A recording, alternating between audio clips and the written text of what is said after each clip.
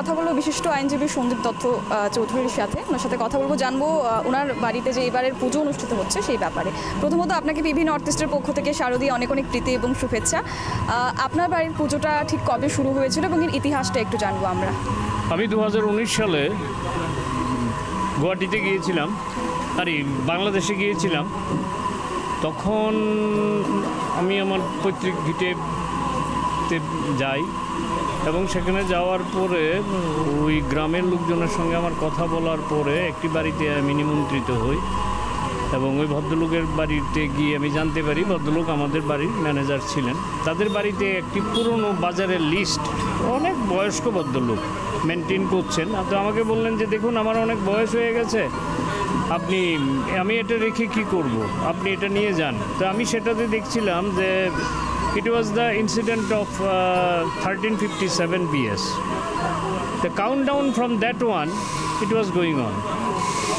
এখন সেই পরম্পরা সেই পরম্পরার আমি একমাত্র একজন ধারক আর বাহক। যতদিন মার দয়া হবে, মা নিজে থেকে আসবেন, এটা তো ধরুন চেষ্টা করে হয় না। হ্যাঁ, আমার থেকে অনেক বেশি ক্ষমতাবান, বিত্তবান।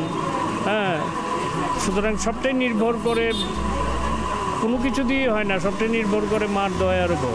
মা দয়া করে আসেন, মা দয়া করে পুজো নেন, মার কৃপায় আমরা ধন্য হই। বিনিময়ে আমাদের কামনা করি অনেক কিছুই। চণ্ডীর যে মূল কথা সেটা হচ্ছে ঐশ্বর্য, সৌভাগ্য, শত্রুহানি এবং পরম মোক্ষ লাভের উপায়। আমি আমার বয়সের প্রেক্ষাপটে দাঁড়িয়ে এটা বলতে পারি আমার এখনও সেই স্টেজ বোধহয় আসেনি যে মার কাছে পরম মোক্ষ লাভের কামনা করব। তাই এখনও আমরা গৃহী মানুষ, আমরা সংসারী লোক। হ্যাঁ, আমরা তাই ওই তিনটি জিনিসের মধ্যে আবদ্ধ, ঐশ্বর্য, সৌভাগ্য এবং শত্রুহানি। দুর্গা উৎসবের মূল যে কারণ সেগুলো, তাই চেষ্টা করা মায়ের পাদপদ্মূলে আমাদের শ্রদ্ধা, মায়ের প্রতি ভালোবাসা এগুলো নিবেদন করা, সেই চেষ্টা করে চলছি আর কি। আপনাদের পুজো থেকে কোনো বিশেষ ঐতিহ্য মূর্তি আমাদের বাড়িতে মাকে পাটের উপর বসানো হয়। কাঠামের নিচে পাট বলতে যেটা বোঝানো হয় সেটা হচ্ছে এক নিখুঁত কলা পাতা, তার উপর সিঁদুর, আলতা এই সমস্ত দিয়ে মাকে বসানো হয়, যেটাকে বলা হয় পাটে বসানো। এই পদ্ধতিতে পুজো হয়, সেটা একটা ঐতিহ্য। আমি এবার পুজোতে যেটা বলতে চাইছি সেটা হচ্ছে দুর্গা উৎসবটা এখন ডিজে উৎসব হয়ে যাচ্ছে। It is not a DJ উৎসব, ইট ইজ এ দুর্গা উৎসব। সুতরাং আমার বাড়ির ক্ষেত্রে আমি যেটা মনে করি, প্লাস আমার এখানে যারাই আসেন তারা কৃপা করে, তারাও মনে করেন এটা দুর্গা উৎসব। কারণ যারাই আসেন তারা হয়তো সমাজে বিভিন্ন স্তরের লোক। হ্যাঁ, স্ব মহিমায় তারা ভাস্কর, স্ব মহিমায় তারা প্রতিষ্ঠিত। তারপরেও যারাই আসেন, কোনো লোক আমার বাড়ির নিমন্ত্রণ মিস করেন না। আমি যখন দিনের শেষের the end of the day আমি হিসাবটা মিলাই, আমি দেখি অলমোস্ট 100-এ 100। হ্যাঁ, ইভেন আমি অবাক হয়ে যে অনেক সময় দেখি যে যাদের কালো সুজ আমরা পুজোতে অংশগ্রহণ করি না। আমার এখানে আমার পেশার এমন দুজন জজ সাহেব বাইরে বসে প্রসাদ গ্রহণ করে গেছেন। আপনি চিন্তা করুন, কালো সুজের মধ্যে বাইরে বসে ওরা প্রসাদ গ্রহণ করেছেন। তো সেটা তো মার দয়া, মার কৃপা। সেটাই আপনার কাছ থেকে জানবো যে আপনার বাড়িতে আজ অষ্টমী পুজো অনুষ্ঠিত হলো, কিভাবে এই পুজোটা আপনারা পালন করে থাকেন? আমাদের এই পুজোটা যেহেতু বর্ষানুক্রমে চলে আসছে, তো এই পুজোর অনেকগুলো নীতি আমাদের বাড়িতে ফলো করা হয়। যেমন তার মধ্যে হলো যে অষ্টমী পুজোতে 108টা পদ্মফুল দিয়ে আমাদের যেই নিয়মটা আছে সেটা সন্ধিকালে করা হয়। তাছাড়া মাকে আপনি দেখবেন আজকের দিনে আমাদের বেনারসি দিতে হয় মাকে। তাছাড়া সবাইকেই আমরা বেনারসি প্রদান করি। তার সাথে সাথে মার যে সজ্জা, আজকে স্পেশাল খেয়াল রাখা হয় মার সজ্জা নিয়ে। মার সাজসজ্জাটা আজকের দিনে খুব ইম্পর্ট্যান্ট, কারণ যখন বাড়ির পুজো বলতে হয় তো বাড়ির পুজোতে সবসময় এই জিনিসটা হয় যে পুজো শুধু উৎসব হয় না, সেটা হয় সবার সাথে মিলবন্ধন। আর যেহেতু আজকের দিনে আমাদের বাড়িতে একটা ছোট্ট একটা অন্নভোগের আয়োজন হয়, তাই দেশের রাজ্যে বিভিন্ন জায়গা থেকে বিভিন্ন মানুষ আসেন এই বাড়িতে। সেটাই হয়তো বা আমাদের একটা ভাগ্যের জায়গা, সেটাই একটা আনন্দের জায়গা। সারা বছর অপেক্ষায় থাকি এই দিনটা যে বন্ধু বান্ধব, আত্মীয় স্বজন, পাড়া প্রতিবেশী যারা সত্যিই আমাদের ফ্যামিলির মতো হয়ে গেছে আজকের দিনে, তারা আমাদের সাথে আজকে আজকের দিনে একসাথে আমরা এক উৎসবে এক মেজাজে আমরা একসাথে আজকের দিনটা কাটাতে পারি। তো আজকের অষ্টমী দুপুরটা বা মধ্যাহ্নটা আমাদের কাছে খুব স্পেশাল।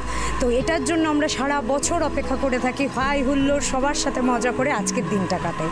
আর ঐতিহাসিক বলতে গেলে আজকের দিনে হলো মার সব থেকে প্রথমে হলো মার সজ্জা। আজকে মাকে সাজসজ্জায় আমরা সজ্জিত করি, মাকে সব দেওয়া হয় যেগুলো একজন স্ত্রীকে দেওয়া হয়, সেই সব সজ্জা মাকে আজকের দিনে আমরা প্রদান করি। সেটা একটা ডালায় সাজিয়ে আমরা শাখা পলার সিঁদুর আলতা তাছাড়া আরও অলংকার সব দিয়ে আজকে মা সেজে ওঠেন। সেটাই হলো আমাদের জন্য অষ্টমী দিনের আনন্দ। অসংখ্য ধন্যবাদ। ধন্যবাদ আপনাকেও শারদীয় শুভেচ্ছা। আর আপনাদের মাধ্যমে আমি সবাইকে জানাচ্ছি শারদীয় প্রীতি এবং শুভেচ্ছা। ধন্যবাদ। প্রথমত তোমাকে শারদীয় অনেক অনেক প্রীতি এবং শুভেচ্ছা। তো দত্ত চৌধুরী বাড়ির পুজোতে কবে থেকে আসা হয়? বহু বছর হয়েছে, এটা it has become a ritual now. প্রতি বছরই অষ্টমী দিন সন্দীপ আঙ্কেলের বাড়ি না আসলে এই বাড়ির প্রতিমাকে প্রণাম না করা অবধি পুজোটা ইনকমপ্লিটই থাকে। তো বহু বছর ধরে আসছে, I have lost count actually. তো বাইরের একরকম পুজো হয় বিভিন্ন ক্লাবে, প্লাস বনেদি বাড়ির এক ধরনের পুজো। তো তোমার কী ধরনের তফাৎ মনে হয় দুটোর মধ্যে? বাড়ির পুজোরটা একটা আলাদা আনন্দ, এইটার সাথে তো ক্লাবের পুজোর খুব একটা তুলনা হয় না।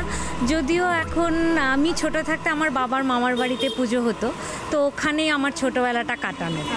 এখন এটা বন্ধ হয়ে গেছে, এখন আর ওরা কেউ নেই, তো ওদের অবর্তমানে পুজোটা বন্ধ হয়ে যাওয়াতে এখন ক্লাবের পুজোতেই অঞ্জলি নেওয়া সব কিছু হয়।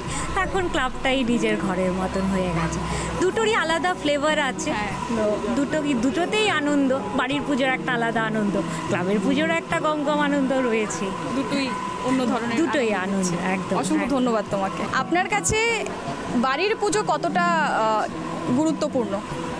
এই পূজাটা বিশেষ করে আমাদের বাড়িতে পূজা হইতে হয়, তখন ওরা আমার রিলেটিভ ব্যয় আমার বাড়িতে আর জায়গা হয় নাই বলে এই বাড়িতে পূজা এসে পড়েছে। আচ্ছা, তাহলে তখন থেকে আমি এক যুগ 12 বছর ধরে এখানেই আমি কাটাচ্ছি। আমি আর কোথাও পূজা দেখতে চাই না, এই পূজার সমস্ত কিছু আমার কাছে।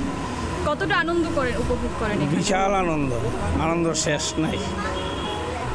পরিবারের সাথে সবাই মিলে সবাই দাদামণি, আমার দিদি, আমার ভাগ্নি, আমরা জামাই সবাই মিলে মিশে আমরা এই পূজাতে একদম অক্লান্ত পরিশ্রম, ঘুম কিছু নেই। আজকে আমরা 4-5 দিন ধরে দুজন ঘুমাই না, আমরা সিকিউরিটি। রাত্রেবেলা মাকে দেখে তো এটা আমরা সবসময় এরকম চলবে। আপনার নামটা জানেন? আমার নাম সঞ্জয় দেব।